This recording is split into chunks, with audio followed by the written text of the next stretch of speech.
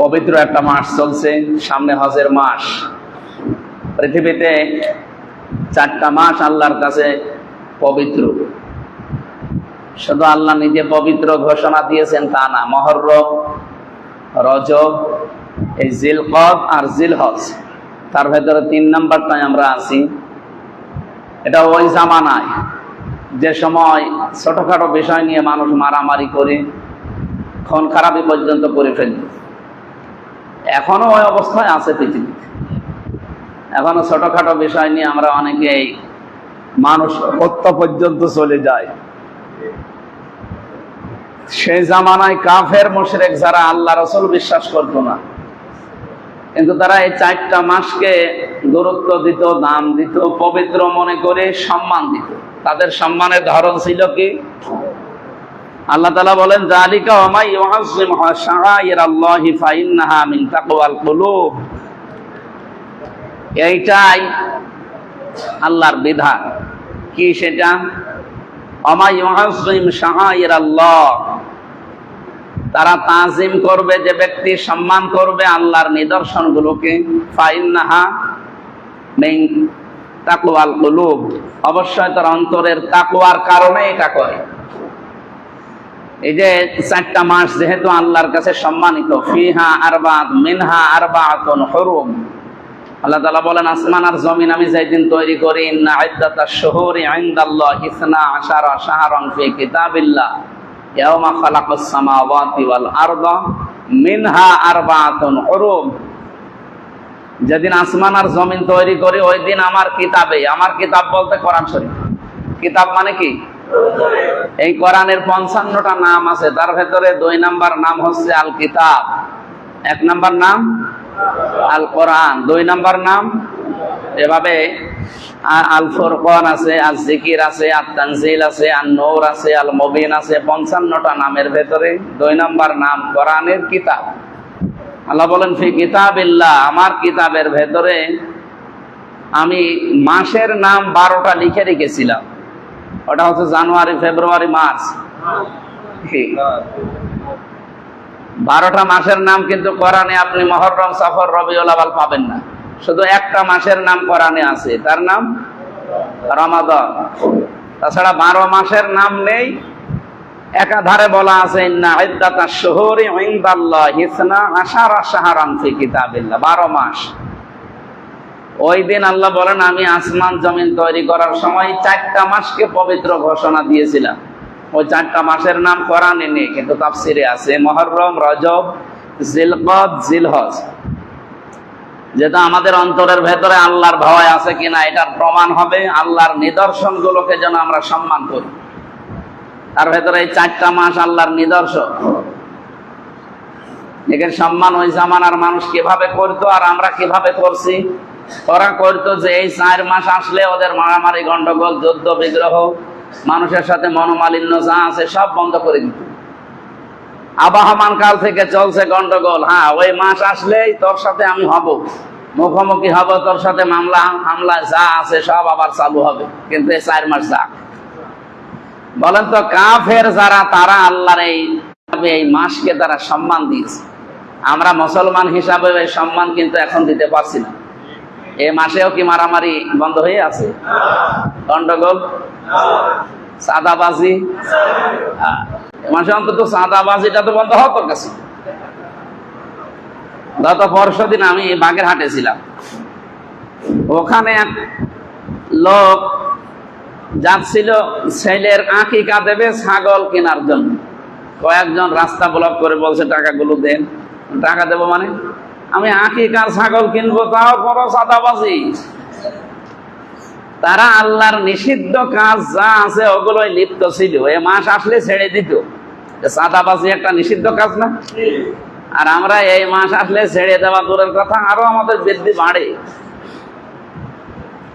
যেন আশা করছি এরকম কোন কাজে, যারা নিষিদ্ধ কাজে আছে, এই কাজগুলো অন্তত এই মাসের সম্মানার্থে ছেড়ে দেওয়া দরকার।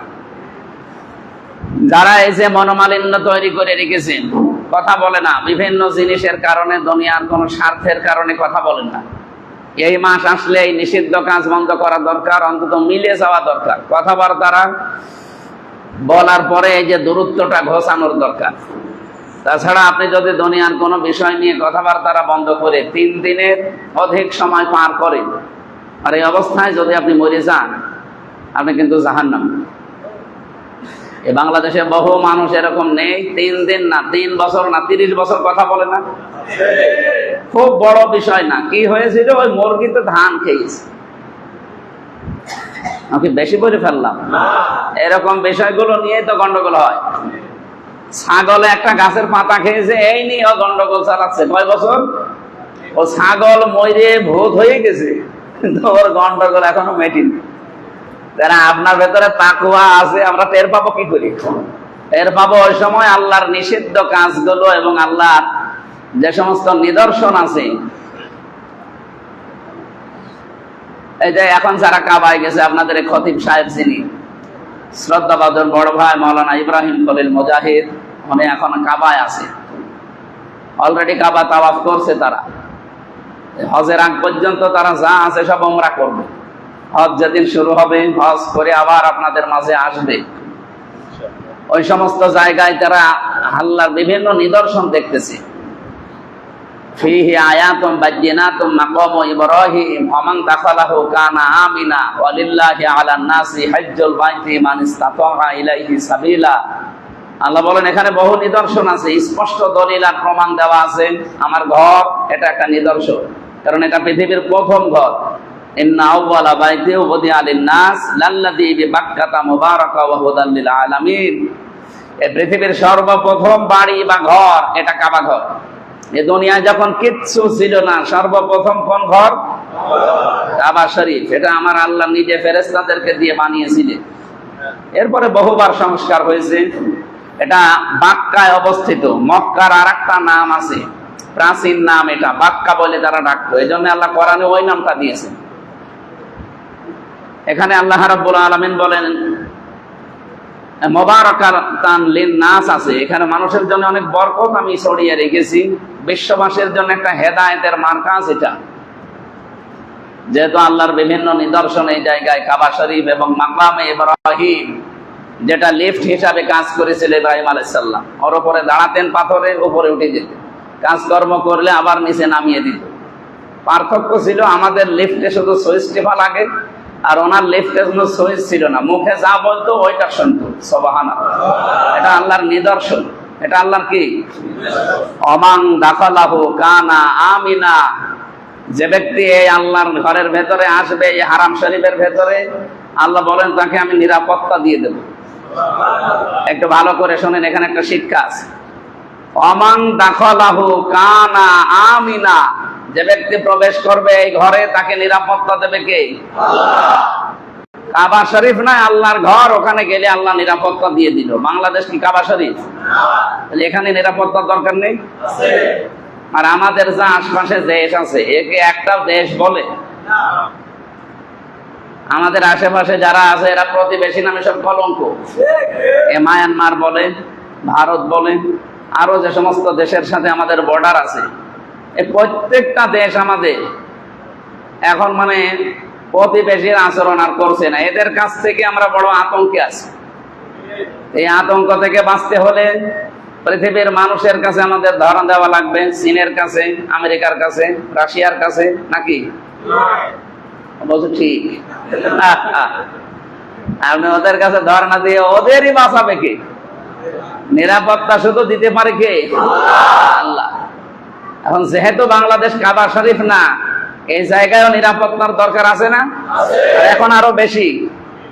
আগস্টের 5 তারিখের পর থেকে বহু হুমকি ধামকি আসতেছে বিভিন্ন জায়গা থেকে। এমনকি উপদেষ্টার চেয়ারে বসেছিল, সে শপথ হুমকি দিচ্ছে অনেক। দেখছে না? রাগ বিরাগের অনুরাগের বশবর্তী হয়ে কোনো কথা বলা যাবে না যারা রাষ্ট্রের দায়িত্বে থাকবে। অথচ সে একটা চেয়ারে বসে একটা দলের নাম নিয়ে উল্টাপাল্টা গালি দিচ্ছে। আর এমন এমন নিকৃষ্ট গালি দেয়, ও নিজেই শপথ ভঙ্গ করে অবৈধ উপদেষ্টা হয়ে গেছে। এখন শুধু বাকি চেয়ার থেকে নেমে যাওয়া। এরপরও যদি থাকেও এটা মানে বেলজ্জা মানুষ যারে বলে। এমনি এই কুমিল্লা, নোয়াখালী, লক্ষ্মীপুর, এ সমস্ত এলাকার মানুষগুলোর এটা তো রেকর্ড হচ্ছে না? এত জোরে বলাও যাচ্ছে না, আমারে আবার ঢুকতে দেবেন তো দরকার নেই বলা। ওই এলাকার মানুষ এমনি একটু কেমন কেমন, এই জন্য যে উপদেশটা এরকম তার শপথ ভঙ্গ করে অবৈধ কাজ কারবার করছে, সে কিন্তু আসলে একটা অবৈধই মানুষ, তার চিন্তা ভাবনাও অবৈধ, নয়তো এত নিকৃষ্ট কথা একটা মানুষের মুখ দিয়ে বের হতে পারে না। এই জন্য আমরা চাই, অবৈধ যেহেতু আপনি অলরেডি নিজের কথাই নিজে হয়ে গেছেন, আপনি আর বৈধ নেই, আপনি তাড়াতাড়ি চেয়ার ছেড়ে আমাদের কাতারে আসেন, দেখেন আপনাকে মানুষ কিভাবে বোতল মারে। অলরেডি একটা বোতল খেয়েও ফেলেছে। এখন ওনার নাম আমার মনে হয় বাংলাদেশে আর অনেকে চেনেও না, ওনার নাম এখন বোতল। কেউ বলছে সান্ডা না বোতল, সবাই বলছে বোতল বোতল। এদেশে যে যে অপরাধ করে তারে আল্লাহ ওই নামে পরিচিত করে দেয়। এই 15.5 বছরে যে যে কাজ করেছিল দেখেন আপনি, তাদের ওই নামে কিন্তু পরিচিত। ইতিহাস এইটাই বলে, যারা ফ্যাসিস্ট এই মানুষগুলো দিন যত যাবে তাদের নাম জাতি ভুলে যাবে, তাদের নাম ওইটা বলে ডাকবে। আপনি কি কথা বুঝতেছেন? দেখবেন আরো 50 বছর পরে যারা দায়িত্বে ছিল, যারা জুলুমকারী, যারা ফ্যাসিস্ট, এদের নাম কিন্তু মানুষ আর মনে রাখবে না। নাম মনে রাখবে কোনটা? এই যে ঘষেটি বেগম একজনের নাম আছে না, ওর আসল নাম কি ঘষেটি বেগম? ওর নাম পাল্টিয়ে এটা করে দিয়েছে। আর একজনের নাম শুনে মীর জাফর, ওর নাম কি মীর জাফর? ওর নাম ছিল আবু জাফর, সেখান থেকে আবু কেটে মীর লাগিয়ে দিয়েছে। মীর জাফর নাম শুনলে আমরা বুঝি যে এটা গাদ্দার। এটা কি? আজ এই দেশের সাথে, জনগণের সাথে, বিশেষ করে ইসলাম নিয়ে যারা এরকম সিনেমিনি খেলছেন, দিন আসবে আপনার নাম এ জাতি আর ওইভাবে ডাকবে না। যারা প্রশাসনে থেকে অত্যাচার চালিয়েছিল তাদেরও অনেকের নাম এখন আর অনেকে জানে না। হারুনের নাম মানুষ জানে না, ওর নাম হয়ে গেছে 3 ইঞ্চি। নাম কি? অথবা মানুষ বলে যে হাউন আঙ্কেল। নামটা যদি হারুন আঙ্কেল বলে তাও তো হয়, হাউন আঙ্কেল বলে না, আমি পাঠিয়ে দিয়েছিলাম। এই জন্য আপনাদের বাংলাদেশ যেহেতু এখনো নিরাপত্তার বেষ্টনীতে আমরা আশ্রিত না, সেজন্য নিরাপত্তা দেওয়ার জন্য এটা যদি কাবা শরীফের মতো বানাতে হয়, কাবায় যে যে কাজ চলে আমাদের 56,000 বর্গ মাইলে ওই কাজ চালু করা লাগবে। কথা বুঝতেছে কি? কাবায় কি চলে? কাবাতে চলে সব সময় আল্লাহর বড়ত্বের কথা ওখানে বলা হয়, লাব্বাইক আল্লাহুম্মা লাব্বাইক, 24 ঘন্টা এটা চলছে। ওখানে সবচাইতে বড় কথা হয় লা শারিকা লাকা লাব্বাইক। আল্লাহ, আমরা যারা এখানে আসি আমরা শিরিক করি না, আমরা মুশরিক না। এজন্য মানুষ যখন শিরিক মুক্ত জীবন যাপন করবে তখন আল্লাহর পক্ষ থেকে ওই জায়গাটা আল্লাহ নিরাপত্তার চাদর দিয়ে ঢেকে দেবে। কোরআনে কারীম জানিয়েছে, আল্লাযীনা আমানু ওয়া লাম ইয়ালবিসু ঈমানাহুম বিযুলমিন উলাইকা লাহুমুল আমন। এটা সূরা আনআমের ভেতরে আছে, 7 নাম্বার পারা, 17 নাম্বার পৃষ্ঠার 1ম নাম্বার লাইনের, এটা 82 নাম্বার আয়াতের প্রথম অংশে আছে। আল্লাহ বলেন, যারা ঈমান আনে আর ঈমানের সাথে শিরিক মিশ্রণ করে না, এখানে শিরিক জুলুম মানে শিরিক, তাদের ঈমানের সাথে জুলুম এবং শিরিক মিশ্রণ করে না, উলাইকা লাহুমুল আমন, এই মানুষগুলো আল্লাহর পক্ষ থেকে নিরাপত্তার হকদার। এদেরকে নিরাপত্তা দেবে কে? এই জন্য কাবার এরিয়ার ভেতরে কিন্তু আপনি নিরাপদ, কিন্তু বাইরে যান নিরাপদ থাকবেন। আপনার চুরি হবে, ডাকাতি হবে, ছিনতাই হবে, মানুষ ধরে মারবে। এর ভেতরে আমরা যারা প্রবেশ করেছি, আমি তো 2 বার গেলাম পরপর না, একেবারে নিরাপত্তার চাদরে বেষ্টিত করে রেখেছে আল্লাহ, শুধু এই কথার কারণে যারা শিরিক করে না। তাহলে বাংলাদেশেও যদি আমরা নিরাপত্তার চাদর দিয়ে বহির্বিশ্ব থেকে এবং বাংলাদেশের যারা গুপ্তচর আছে, গুপ্ত শত্রু যারা, গোপন শত্রু, এদের থেকে বাঁচতে হলে এই কাজটা করা লাগবে। আমরা আশ্রয় চাবো কার কাছে? আর উনি আশ্রয় দেওয়ার হকদার বানিয়েছেন যারা ঈমানের সাথে শিরিক জুলুম মিশায় না। আমাদের ঈমানের ভেতরে শিরিক আছে না?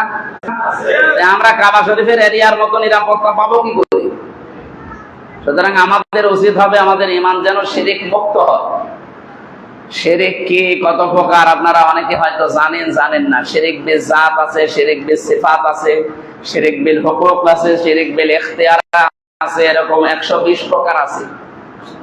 আমার তো আলোচনা ওইটা না, আমি শুধু টাচ দিলাম। বাংলাদেশকে যদি সত্যি নিরাপত্তা বেষ্টিত করা লাগে আল্লাহর পক্ষ থেকে, আমি এই যে মালয়েশিয়া গিয়েছিলাম, আর আজ 2টা 3টা নেই, তো ওখানে কোরআনের আইন 100 ভাগ নেই, কয়েকটা আইন চলে। প্রায় 1500, 2000, 2500, 3000, 5000 কিলোমিটার চলে যাচ্ছিলাম গাড়িতে। এটা বাংলাদেশের মতো এরকম 5টা দেশ জোড়া দিলে যত বড় হবে এত বড়। এ মাথা থেকে ও মাথা আমি সারা দিন সারা রাত গাড়িতে গেলাম, তো কেউ আমার দিকে তাকাবে সে সাহসও নেই, চাঁদাবাজি তো দূরের কথা। নিরাপত্তার বেষ্টনী দিয়েছে আল্লাহ তাদের কিছু কাজের কারণে। আমরা ওইদিকে যাওয়ার জন্য বসি নাই, আমরা বসেছি আমরা যেন নিরাপত্তা পাই, আমাদের ইমানের ভেতরে যেন শিরিক না থাকে। যে কোনো প্রকার শিরিক থেকে আপনাকে বাঁচতে হবে। বাংলাদেশে একটা প্রকাশ্য শিরিক চলছে, আমি কি বলবো? আল্লাহ যেটা পারে ওইটা অন্য কেউ পারে, এই বিশ্বাস করার নাম শিরিক। আল্লাহ পারে কি? সন্তান দিতে পারে আল্লাহ। এটা যদি কেউ মনে করে না আমার বাবাও পারে, তাহলে সে শিরিক করে ফেলেছে, ও মুশরিক, ও আল্লাহর নিরাপত্তার বাইরে চলে গেছে। এই পৃথিবী বানিয়েছে কে? আল্লাহ। এখানে যদি আইন চলে কার? আল্লাহ। কিন্তু এই যে নারী কমিশন 318 পৃষ্ঠা জমা দিয়েছে, আমি পুরাটা পড়েছি, ওর ভেতরে কোরআনের 10টা আয়াতে ডাইরেক্ট অস্বীকার করেছে। তার ভেতরে 3 নাম্বার পয়েন্টে আছে যে দেহ আমার, সিদ্ধান্ত আমার। এটা পুরা কোরআনের বাইরে। সূরা আরাফের আপনি 54 নাম্বার আয়াত পড়বেন, প্রথম মাঝের অংশে আছে আলা লাহুল খালকু ওয়াল আমরু, এই সৃষ্টি যার, সিদ্ধান্ত। তো ওরা কি বলছে? দেহ আমার, সিদ্ধান্ত আমার। দেহ আপনার হয় কি করে? আমার এই যে 33 বছর, আমি কি 34 বছর আগে হামজা ছিলাম? না, কিছুই ছিলাম না।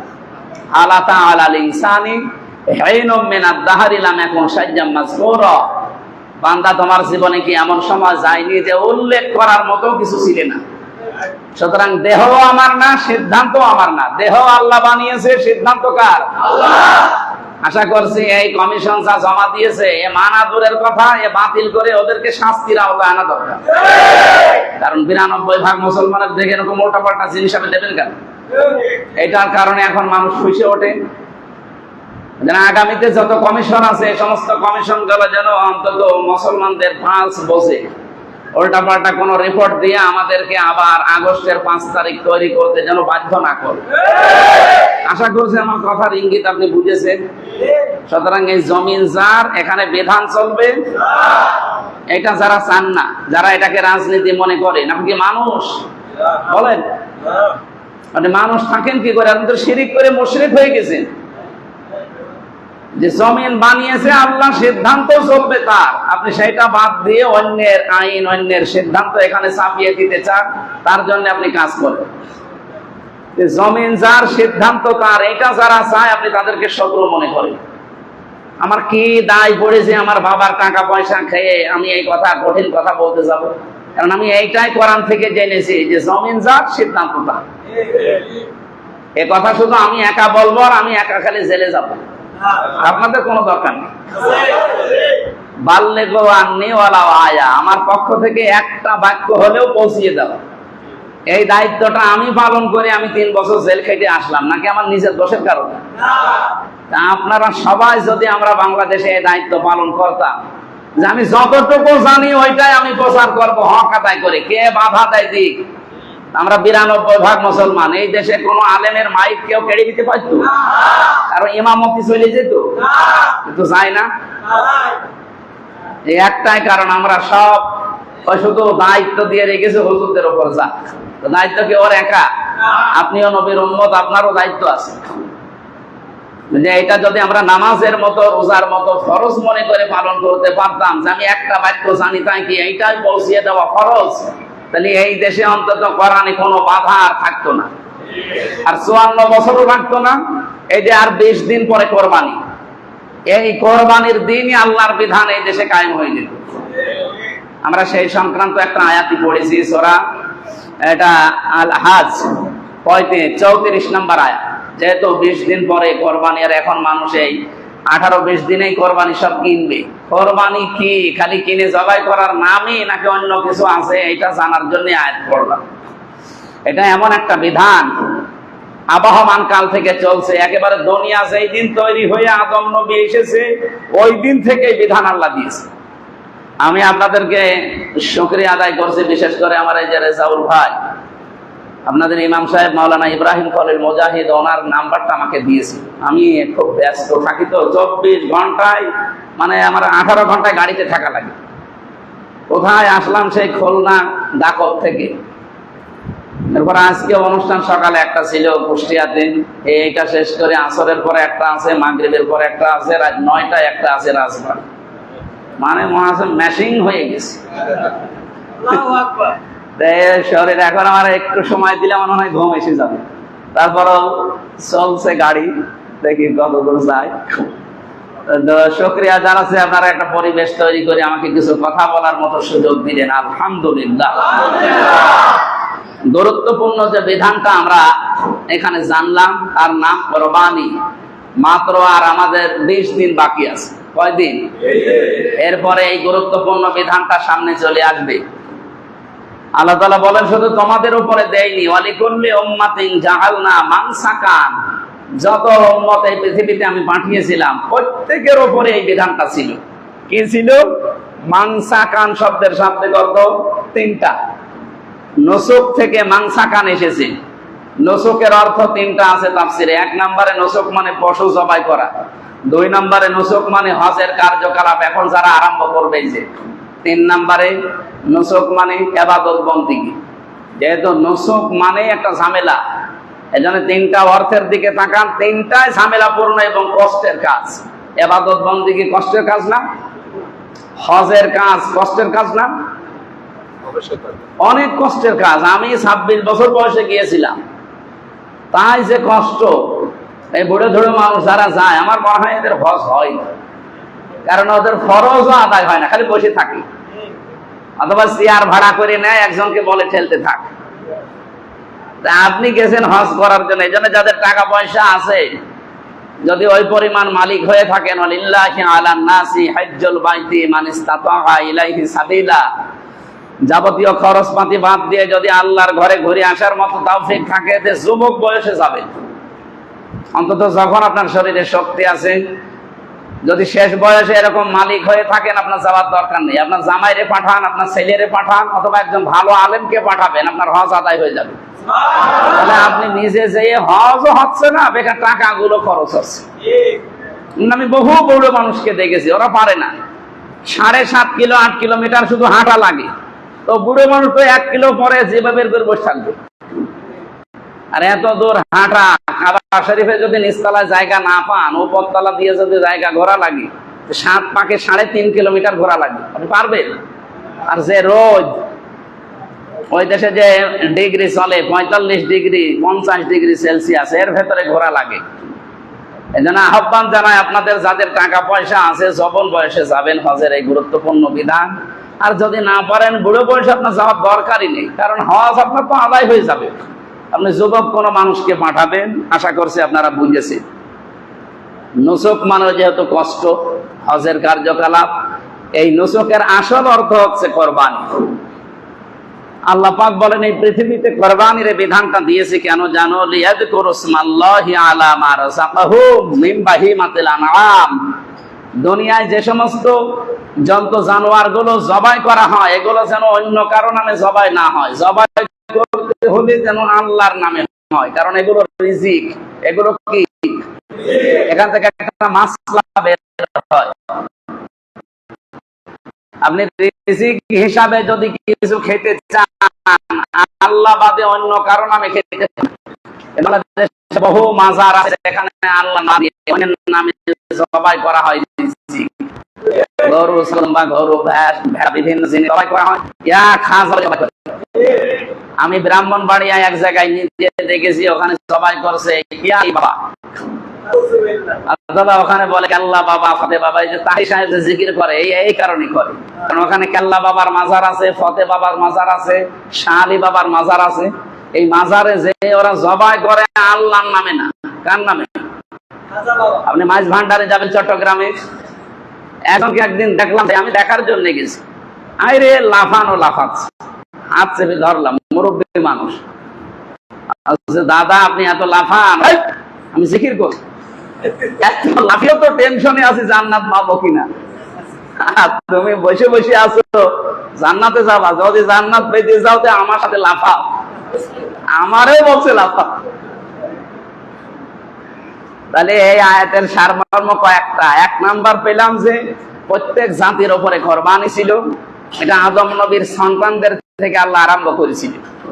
গুরুত্বপূর্ণ বিধান কিয়ামত পর্যন্ত থাকবে, আর দুনিয়া তৈরি হওয়ার পর থেকে এটা চলে আসতেছে। বছরে বছরে আসে, আমরা সেই গুরুত্বটা বুঝি না, খালি জবাই করে গোশত খেয়ে শেষ করে দিই। এটার জন্য তো কোরবানি আসে নাই। কোরবানি কেন এসেছিল আমরা সেই কথাগুলো এখন একটা একটা করে বলতে চাই ইনশাআল্লাহ। প্রতিটি জাতির উপরে একটা বিধান আল্লাহ দিয়েছিলেন কোরবানি, আর সিস্টেমটা আলাদা ছিল। অন্যান্য নবীদের শরীয়তে কোরবানির নিয়মটা আলাদা ছিল। তাদের কোরবানি ছিল কেমন? আদম নবীর জানার কোরবানি ছিল এরকম, ভেতরে সবাই করে পশু রেখে আসতো, যার টাকা হালাল, যার কর্মজীবন হালাল, সব পবিত্র, আকাশ থেকে আগুনের ঝলক এসে ওটা পুড়িয়ে ফেলবে। এই লোকটা ভালো, যারটা 2 নাম্বার, যার সারাবাজি টাকা, মানুষকে দেওয়া টাকা, ওই লোকটা পড়ে থাকতো, ওই মানুষ বুঝতো যে ঠিক নেই। আমার মনে হয় এই শরীয়ত যদি এখন বাংলাদেশে থাকতো, কত হাজি সে ধরা কিন্তু। কারণ 2 নাম্বারই করে কোরবানি দিচ্ছে 5 লাখ টাকা দিয়ে, পড়ে থাকতো, মানুষ বলতো দেখ পুরাটাই হারাম টাকা। তখন দেখা যাচ্ছে অনেক আত্মীয়জন পর্যন্ত ওর থেকে মুক্তি। কালকে একজন প্রশ্ন দিচ্ছিল, কোন জায়গায় কালকে ছিলাম যেখানে, এই যে বেনামাজির সাথে কোরবানির ভাগ দেওয়া যাবে কিনা, আমি বেনামাজির সাথে কোরবানির ভাগ দেওয়া যাবে কিনা এই নিয়ে আপনি প্রশ্ন করেন। কোরবানি দেওয়া কি ওয়াজিব? বলেন ওয়াজিবের উপরে আরেকটা ধাপ আছে না, কি? নামাজ পড়া। আপনি বেনামাজের সাথে একদিন বছরে কোরবানি দিতে রাজি হচ্ছেন না, অথচ ফতোয়া জিজ্ঞাসা করছেন, অথচ বেনামাজের সাথে আত্মীয়তা করে বসে আছে, নাকি পোড়া দেয় নেই? একটু খেয়াল করে, আপনি ওয়াজিব পালন করতে গিয়ে ফতোয়া চান যে ও নামাজ পড়ে না, আমি ওরে ভাগ নেব না। কারণ বেনামাজি মানুষের সাথে ভাগ নিলে আপনার কোরবানি হবে না। এই জন্য যারা নামাজি আছেন নামাজিদের সাথে ভাগ দেবে না, যারা বেনামাজি আছেন নামাজির সাথে ভাগ দেবে। কারণ ওর তো এমন হবে না, ও সাথে দেখে যায়। আমরা যারা অন্তত নামাজি, ফাসলের রব কেমন হার না, আগে কিন্তু আল্লাহ কোরবানি দাও এই কথা বলেননি, আগে বলেছি নামাজ পড়ো, এরপরে আমার যে হাতের এই যে হাত, এটাই পোড়াটা হাত না। এখন যদি এই পর্যন্ত কেউ কিছু বাদ দিয়ে দেয়, কেউ হাত বলবে, আর এই হাত দিয়ে পড়া যাবে? কপাল চুলকাছে, এখন আমি হাত দিয়ে চুলকাতে পারবো না, কিন্তু হাতের এই অংশ যদি না থাকে জীবনে কপাল যাবে। আপনাকে আল্লাহ দিয়েছেন সিরিয়াল হিসাবে, ফাসাল্লি রাব্বিকা, আপনি নামাজ পড়েন আগে আপনার রবের জন্য। আবার নামাজ পড়লেও কিন্তু হবে না, নামাজ হওয়া লাগবে কার জন্য? রবের জন্য। বহু মানুষ কিন্তু বিভিন্ন উদ্দেশ্যে নামাজ পড়ে। এই যে সামনে ভোট আসতেছে, তো অনেক মানুষ দেখবেন নামাজি হয়ে যাবে। রমজান আসলে অনেক মানুষ নামাজি হয়ে যাবে। নামাজ কি রমজানের জন্য, ভোটের জন্য? এমনকি অনেকে আছে বিয়ে করার আগে নামাজ শুরু করে, মানুষ যেন বলে যে ছেলেটা নামাজি। এই জন্য আল্লাহ লিরাব্বিকা দিয়েছে, নামাজ পড়লেই হবে না, কার জন্য? রবের জন্য পড়া লাগবে। এর পরের অংশটা ওয়ানহার, কোরবানি করে। নামাজ যে পড়ে না তার কোরবানির বিধান তো পড়ে। আপনি 1 নাম্বার নেই, 2 নাম্বার দেবে। আশা করছি আপনি বুঝেছেন, আমাদের সাথে কোরবানি দিলে ওরটাও যেমন হচ্ছে না, কারণ নামাজ নেই। আগে 1, তারপরে তো 2 হবে, নাকি 2 তারপরে 1? সিরিয়াল আমরা আল্লাহ বানিয়েছেন, আমরা বানাচ্ছি না। আল্লাহ বানিয়েছেন, আগে নামাজ পড়ো এরপরে কোরবানি দাও। সেটা আপনি আশা করছেন আজকে থেকে সিদ্ধান্ত নেবেন। দরকার একটা ছাগল 8-10 হাজার 20 হাজার টাকা দিয়ে কিনে দেবে, তাও বেনামাজের সাথে ভাগ দেওয়া যাবে না ভাই, কারণ ওটাও হচ্ছে না, আপনারটাও মাঠে মারা যাচ্ছে। এটা যত গুরুত্ব দিয়ে আপনি মনে করেন সামনে 20 দিন পরে পালন করবে, এই পালনটা যদি ইসলামের প্রতিটি বিধানের ক্ষেত্রে মানতেন, যে এর উপর আর কিছু জিনিস আছে, ওয়াজের উপরে কি আর ওয়াজের নিচে কি সুন্নাত, এর নিচে নফল, এর নিচে মুস্তাহাব, এর নিচে মুবাহ, এর নিচে জায়েজ, এর নিচে